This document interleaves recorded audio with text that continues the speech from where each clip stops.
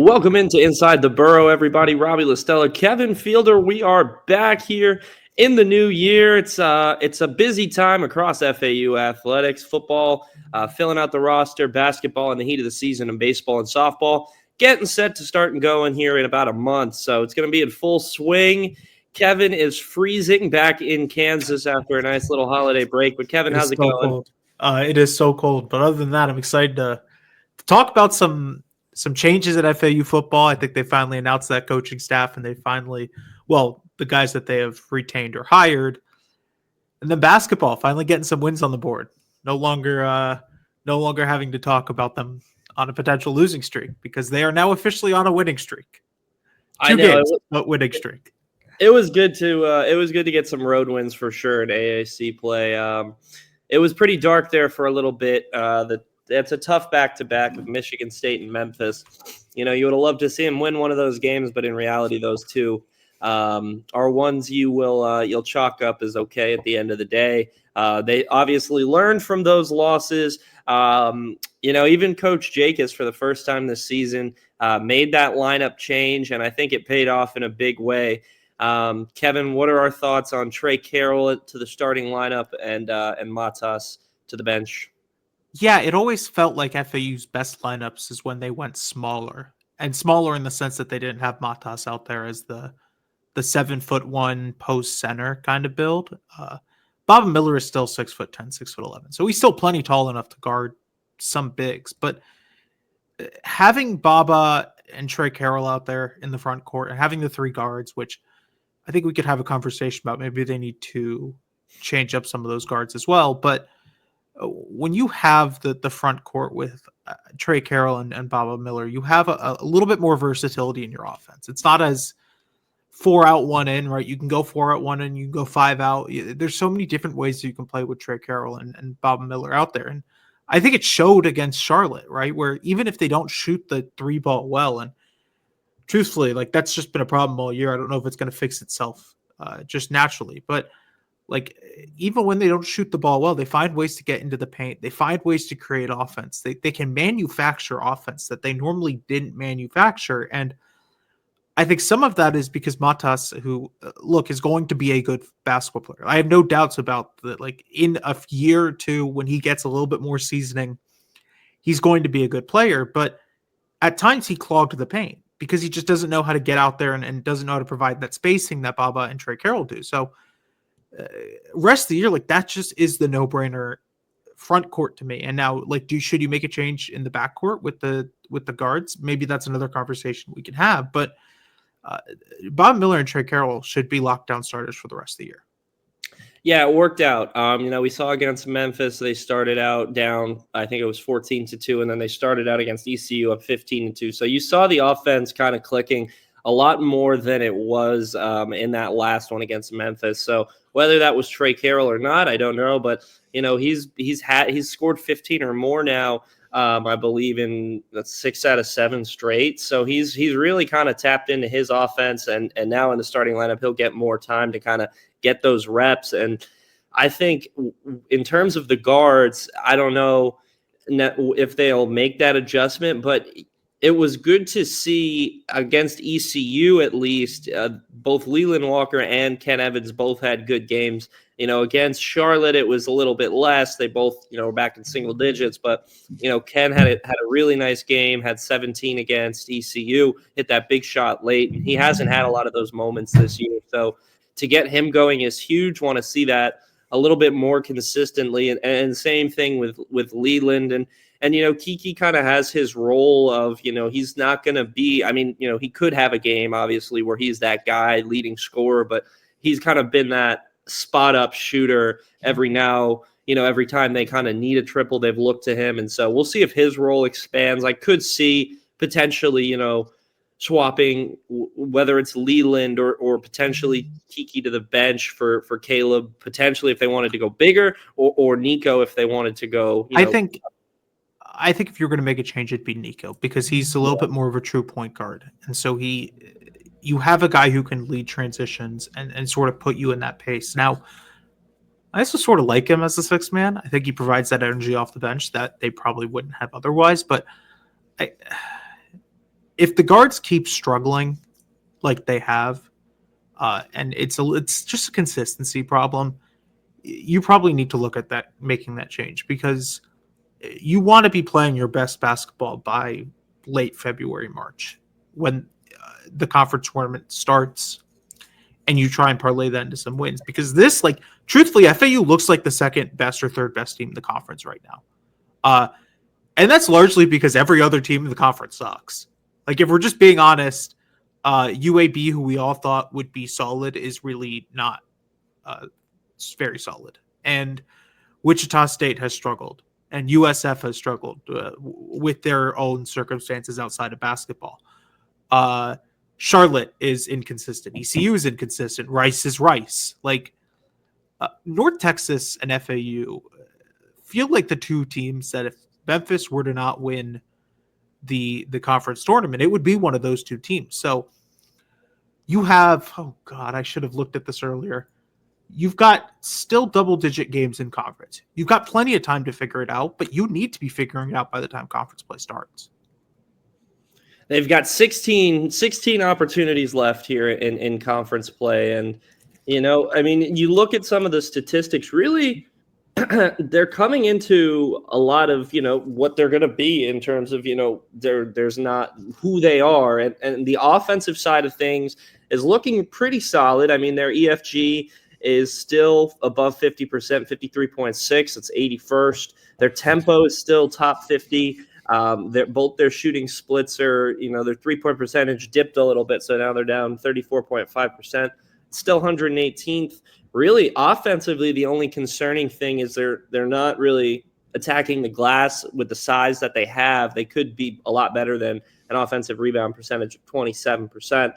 The struggle really, and that's hurt them in their losses this season, and it's really the only thing when you look at the statistics that stands out, is the three-point defense. They're allowing teams to shoot 39.3%, 359th out of like 364 teams. So really, if they can figure out that side of things, the perimeter defense, and that does come with time, switching, all that stuff, rotations, on the perimeter there. If they can lock that up, I don't see why they're not beating UNT in that game. I know UNT is not a 3-point, barrage team, but still, that's like about the only weak spot. If they can figure that up and get the rebounding side of things as well a little bit better, like you said, there's really no other teams in this conference that are scary and daunting to what FAU's been able to do.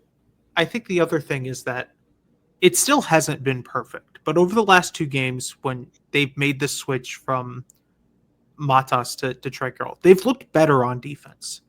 They've looked a little bit more versatile, a little bit more switchy on defense, which is probably the world they need to live in, right? And like, some of that is just because college basketball nowadays is smaller. It's less 7-footers and more guys who can control the ball and play with the ball in their hands. And so the easy way to stop that is to get versatile, is to be able to switch 1 through 5. And when you have no like true center out there for most of the game, whether it's Caleb Glenn out there is like the 5, or Baba Miller, or they can sort of run Trey Carroll there at times, like, right? Like, whoever it is at the 5, you can get a little bit more switchy. You can switch a little bit more 1 through 5. And like, when they're able to do that, I thought against Charlotte, right? They played incredible. Like, they probably played one of their best defensive performances of the year. And now that's not saying much. They allowed like 100 points in like 3 straight games in the middle of non-conference play. But like, they probably played their best defense when they were able to switch 1 through 5. And so if they can figure that out, I don't have any issues with the offense. They're going to be able to beat any team in the conference by just outscoring them for the most part. But you can't get into track meets like that against Memphis, because Memphis has the talent to beat you in a track meet. North Texas maybe does. That's a game that would be interesting to see later in the year. But no other team in the conference has the talent to beat them in a track meet. And so if they can just play at their pace and be able to play good enough defense, they're fine. Yeah. No, and that's what I noticed, with this next upcoming matchup with UAB is if FAU could slow down Yaks, the guard play from UAB being inconsistent is what's really plagued them. In their big win over, they just beat Tulsa 83-51. They got like 26 points off the bench from Ali Vasquez, and that's what's going to help UAB if they're getting scoring like that. But if FAU can slow down Yaks in this game, I don't think UAB has the guard play to keep up with FAU's guards. Now, it's also if they go out and shoot 4 for 31 or whatever their bad nights have been, then the door kind of creeps open for UAB. But still, without the perimeter offense, I like FAU's odds in a lot of games this season. What do you think about this next coming game with UAB? Do their guards? I mean, it looks like they've kind of stepped it up here in conference play, and that's kind of what a lot of people maybe were expecting. Yeah, it's not their guards that concern me. It's Yaxel Landenberg, because he might be the best player in the conference. He's not showing it all the time because no one else on that team is consistent. But as you mentioned, they have looked a little bit better in non-conference play. They've looked at least functional and competent. But my biggest thing is, like, is there a way to stop Yaxel? Because it's very easy to say, well, if you stop him, you win the game. No team has found a way to stop him. Like, truthfully, no team has really found a way to contain him for the most part. And so if you can just, I think it's almost a situation where you let him kill you, but you try and take away that guard play. You try and take away those other pieces that have to play well, because UAB's not built to be a one-man show. As good as Landenberg is, he's a future NBA guy.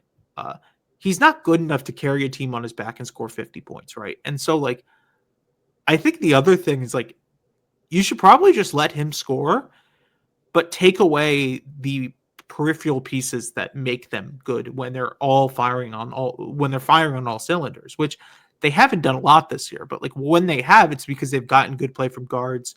They've gotten good play off the bench. They've been able to find other guys to complement Yaks. And so if you take away those other guys, right, and just play good defense on those guys, you should be able to win the game regardless of what Landenberg does.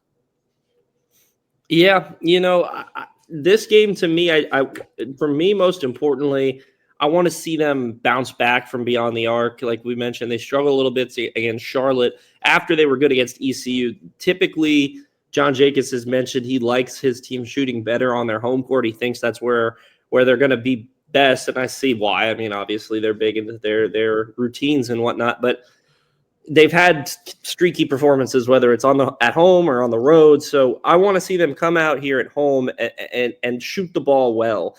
They bounced back on the glass against Charlotte, which was really important after ECU really, really hurt them. Like 25 offensive rebounds for 30 points is going to lose you a lot of games. They're lucky they got that one. And so facing off against Yaks here, he's really good on the interior, especially on the offensive glass, obviously. But they also have Christian Coleman as well down there. So this is going to be another game where they have to pick it up on the glass, and we'll see if that's an issue in this one. I want to see that, as well as to me, the thing that scares me about UAB is their offensive rebound percentage is 38.1. That's 12th in the country. If FAU's not up to the task on the glass, that's going to hurt them. We'll see if it does, though. And this is where the small lineup might hurt you, right? Like, this is where not having an actual big man might hurt you. You just got to box out, though. Like, a lot of this is just box out. Just find a man and put a body on him. And so, like, if they could just do that consistently, man, they wouldn't have a problem. But if there was anything from this game that's like being small might hurt you, it's the offensive rebounding battle, because UAB doesn't really play small like that. No, and so this is the game where I'm going to be interested to see, because he wasn't committed. Jacobs wasn't committed necessarily to this lineup full time going forward. Kind of sounded like a game by game based on the scout, and obviously, Trey's brought them a lot of offensive success, but with him not being committed to it, I'm interested to see if against UAB here they come out with Matas just early on. Can't change it now. Can't change it now. It's worked for 2 games. You got to let this ride till they till they give a reason that they can't be together. I would be a little bit more concerned if they bring out Matas for the start of this game, even if it's probably a better schematical fit. Yeah, you don't want to mess with the chemistry. It seems like things are, that's the biggest thing with this team is talking about getting the guys to gel and whatnot. And it seems like right now is at the point where they've gotten to a pretty connective point on the court. We don't see a lot of although against ECU there were a few boneheaded plays there at the end, but that happens. But it's less than it was the confusion than early in the season. And so, yeah, you're probably right. Maybe it isn't the best to bring them out in that sense. But if they start struggling on the glass, then maybe I could see it being a change midway through the game if they start getting killed on the offensive glass. But early in the game, I think you got to let this ride a little bit. Yeah, and then the other thing for me in this game, I want to see Ken Evans, Leland Walker, Kiki Tandy have one of those games, right? I mean, we've seen Baba be able to do it. We've seen them at times, Leland, Ken, and Kiki do it, but one of these days, it's got to be them. And because thinking way ahead here to the AAC tournament, if FAU can have all of these guys firing on their best performances, that's exactly what this team was built for, an AAC tournament where all these guys are hitting their shots, and we just got to start stacking some of those performances, build on their confidence like Ken had against ECU. UAB is a very good defensive team. It's not going to be an easy game for them by any stretch, but if they can have a really nice performance, all three of them on ESPN against a team that was favored to win the AAC, I think that'll do good for their confidence. Now, we'll see what happens. I'm interested to see the crowd. It's a national TV game on a Sunday. It should be pretty crazy in there. First game with the students back, I think. That's something that does play a role is that when the fans get crazy. Memphis had a lot much easier time when that place wasn't packed to the brim with everyone's standing room only and whatnot. So I don't know. Maybe the fans in the building will make a pretty big difference, but we'll see. I'm excited for this one though. I think it'll be a really good game that'll make the conference look good on ESPN for sure. Hopefully. Because they could really use a good PR boost after some of these performances recently. I'm just going to be honest. I know. I was looking. The AAC is not ranked very highly. They're behind the West Coast Conference, Conference USA, Atlantic 10, and the Missouri Valley in terms of combined net ranking. And overall, I ran out. I've stopped tracking it, but FAU or the whole conference as a whole was about 11-6. Some unfortunate losses. Belmont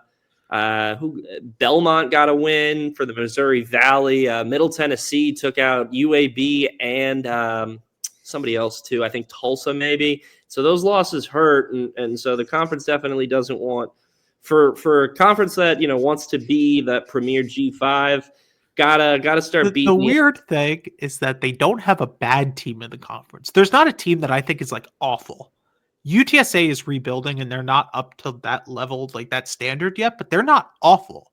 They're going to sneak out and win some AAC games that they have no business winning.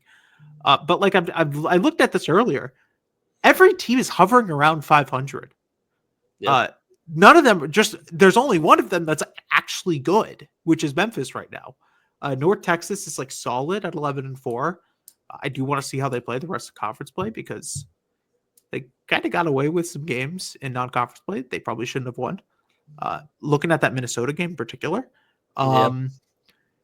Wichita State won some non-conference games. They probably didn't deserve to win, but now they've started conference playoffs poorly. So, like, I think above anything else, man, the American really needs one of these nationally televised games to just be a good game. Yeah, and if not, that'll just start the Twitter demons up because I'm sure the Memphis fans have tweets in the drafts ready for Tim Pernetti. They always have opinions. Yep. That's why I always say at least I want to see the A10 scheduling partnership happen sooner than later. Get some of these at least teams playing on the same kind of stratosphere. It seems like everyone's scheduling all over the place and doesn't really help anybody. So that's something I want to keep an eye on. Maybe it'll help the conference out as a whole. But kind of shifting gears here a little bit, football. Coach Kitley is on the recruiting trail. He's on the coaching hunt trail. The staff officially finalized after some debating. Or some, I guess, deliberations, whatever, contract evaluations and all that. And so officially announced, although, there's some that we've reported on that I guess they're still going through background checks or whatnot. But DC, Brett Dewhurst, special teams coordinator, Tyler Skovanak, running backs, Chris Perkins looks to remain, DJ McCarthy, wide receivers, Jawan Delaney, tight end, Stephen Hamby, offensive line, defensive line, Devin Santana, inside linebackers, Aaron Schwans, and then Brandon Lee, strength and conditioning, and the head of the staff, chief of staff, Harrison Hanna. So pretty much finalized. Still, now we're going to have to fill associate head coach and defensive ends. We'll see if Dewhurst coaches safeties, potentially need another. Even if he is, you still need a quarters coach. Yeah, you're going to need a cornerback coach back there as well. And then at the moment, offensive coordinator, not sure what they're going to do with that. It could be Kitley and Vasey working together, or they could look to try to fill that with somebody. But Kevin, what excites you about this staff? What potentially do they need in terms of an analyst to kind of fill some gaps? What are we thinking? I like DJ McCarthy coming back because he was good coaching wide receivers his first time around, and he's gone on a little bit of a weird path since then. I think he was at FIU at one point. I don't remember his entire coaching stop after his time at FAU, but excited to see him come back. I think Chris Perkins remaining as the running backs coach is the right decision because the running backs have never been the issue. No. Even last year, CJ Campbell emerges as a solid running back. He jumps to the P5 level, whatever. You can't control that. But Jamari Sands, Xavier Durrell looked like good players when they were able to get opportunities. And so excited for that to continue to be the duo there. Now, my one concern is that you lost arguably your two best Florida recruiters in Brandon Harris and Rock Bellantoni. And you can't control that UCF and Auburn come calling for your guys. That's nothing you can control.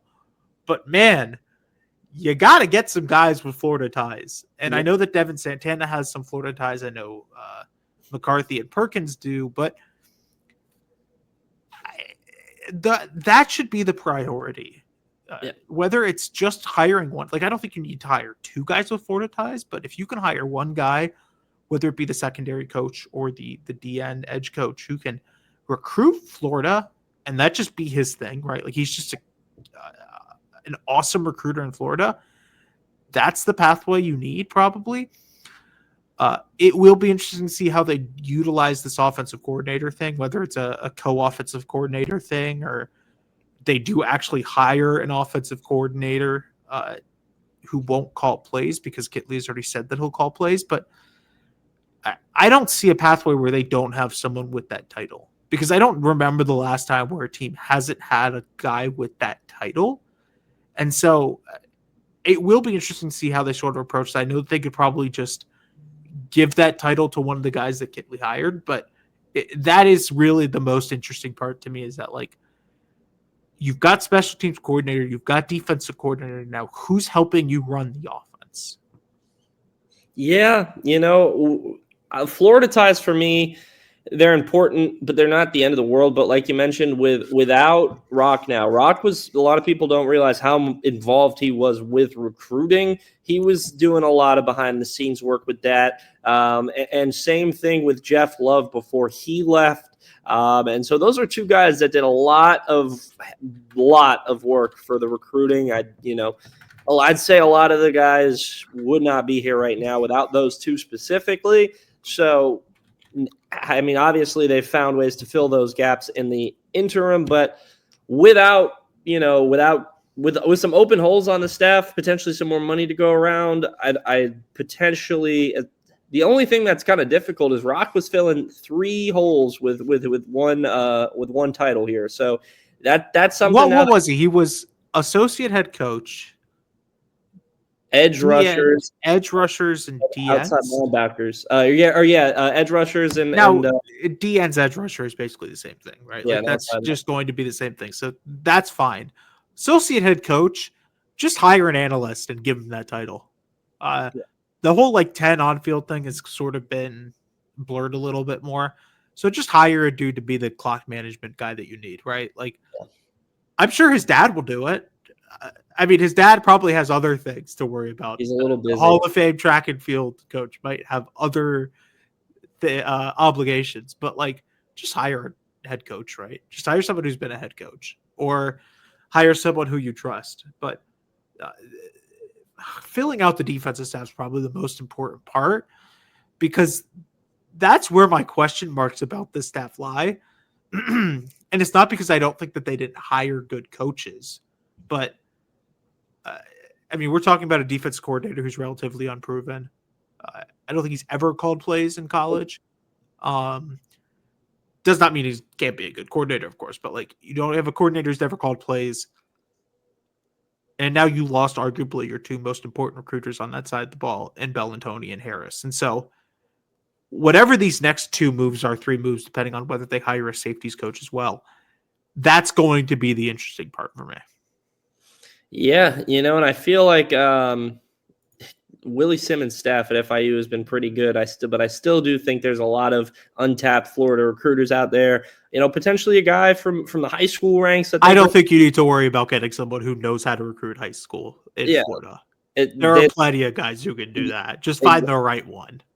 Vanderbilt, though, in terms of analyst grabs, I think they hit the home run with Jerry Kill. It doesn't get much better than that.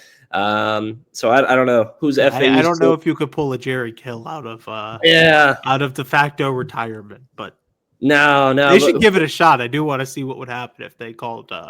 Right, I don't even know who their Jerry Kill would be, but call the Jerry Kill.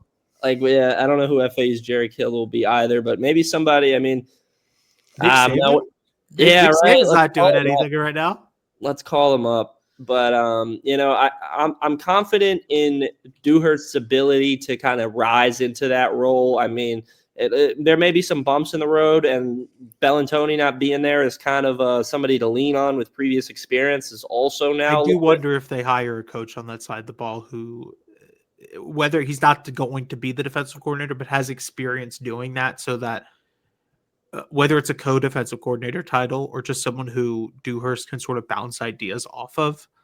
Because again, like the experience on that side of the ball, Devin Santana was an analyst at Miami. He was an assistant D-line coach, right? Like they have not had that side of the ball is not filled with experience. And so like, if you could find a few guys who are a little bit more experienced, you probably have the makings of a dang good staff in general. Yeah. And, one of the guys who wasn't officially announced, but has been recruiting, we can see it, and we can confirm that, pending background checks, he'll be in there, is Taylor Brown, the GM, coming over from Western Kentucky. He's a 6-year director of recruiting at Western Kentucky. That's a move that I think was very important, especially after Jeff Love left. You get a guy who's done that now for 6 years at a pretty respected school in Western Kentucky, and more importantly, he'll know the type of guys that work in a Kitley offense, at least have an idea. And so to have somebody that also now Kitley trusts, having worked with him before, I think that was an ideal fill for Jeff Love after he left, because that could have been a position in limbo there. We weren't sure. He wasn't even sure when I talked to him what the game plan was going to be for that. So glad to see that there's a GM involved. And, what I'm interested to see now is how they structure a lot of this, because I listened to an interview with Trey Lamb in Tulsa, and he's open about it. Every single player on that team is on a 1-year contract. And so I'm kind of interested to see how FAU handles that. I mean, obviously, and they're kind of are on 1-year contracts, but to make it official, that'd be something interesting to see for sure. Yeah, I think that might be a little bit over the top. I respect Trey Lamb for doing it, but like, man, talk about job security for a whole bunch of people there with families. Just be like, yeah, man, you got a year potentially. Yeah, no. That might be a money thing. Tulsa doesn't have much money sitting around in those coffers. Yeah, but that was one thing he mentioned is Tulsa's NIL is doing pretty good according to him. Of course, he's going to say that, but I'll believe it when I see it.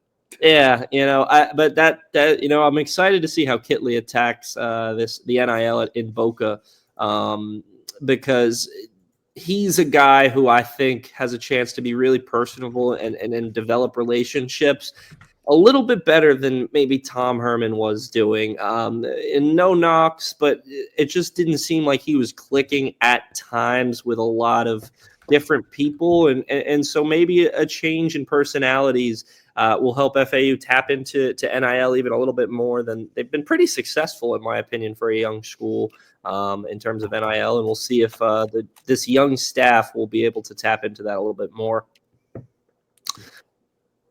Yeah, it's going to be interesting. That's obviously the biggest question mark in modern day college football is who's paying who. But get some NIL money here. That'd be great. But let's start winning some games first too, right? Like you can't just keep convincing people to pay if there ain't no results on the field. So win some games, and then we can talk about the NIL as well. That will be huge for sure if they can get some consistent funding in here. But stay tuned, folks. The transfer portal is rolling. Guys coming back. Guys leaving. Both Jay-Sean Platt, BJ Alexander coming back at wide receiver. Really happy for BJ, man. He had this was supposed to be his 6th year. Didn't know if he was going to get that waiver from the NCAA or not. Glad he did.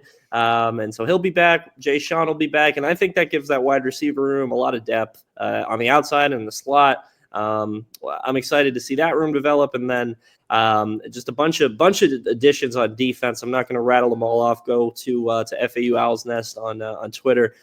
We've got them all listed for you out there. But some exciting additions in the transfer portal, some exciting additions in the coaching staff.